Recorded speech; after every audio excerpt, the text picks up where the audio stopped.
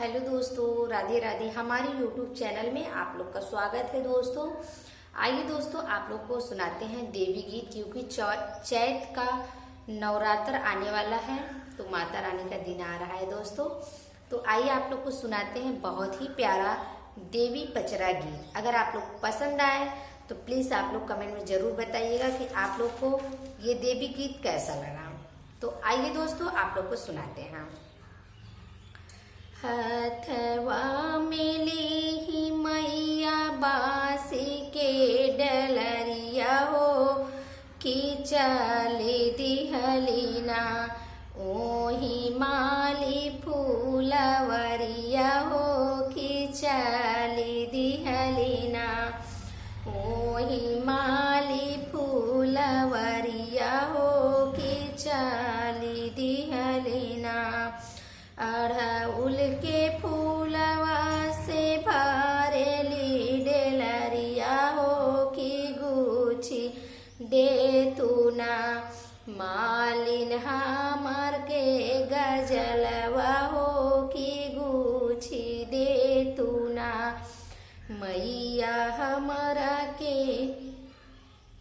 मालिन हमारा के गजलवा हो कि गुछी दे तू ना।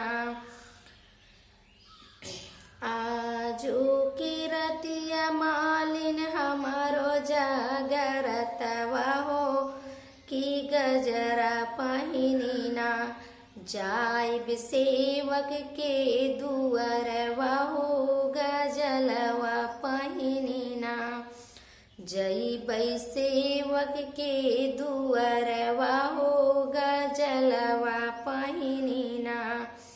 कैसे के गुछी मैया तोहरो के गजरवा हो कि आधी रतिया ना भैली नीदिया के बेरिया हो कि आधी रतिया ना भैली नीदिया कबेरिया हो कि आधी रतिया ना।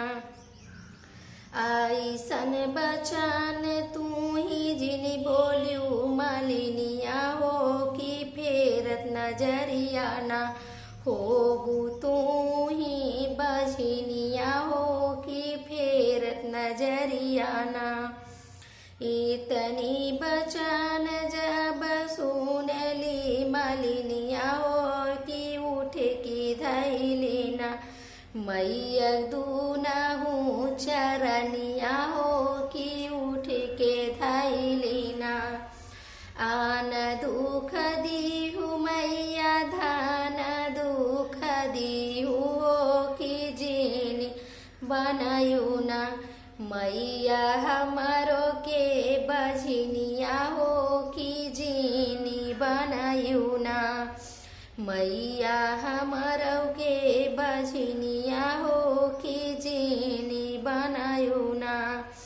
अब की गलतिया मैया माफे तू ही कैदा हो कि झट से बनाऊ बैना मैया तोहरौ के गजलवा हो कि झट बनाऊ बैना देवी तोहरौ के गजलवा हो कि झट बनाऊ बैना। दोस्तों, अगर आप लोग को ये देवी पचरा गीत आप लोग को पसंद आए तो प्लीज आप लोग कमेंट में जरूर बताइएगा दोस्तों कि आप लोग को कैसा लगा। जय माता दी।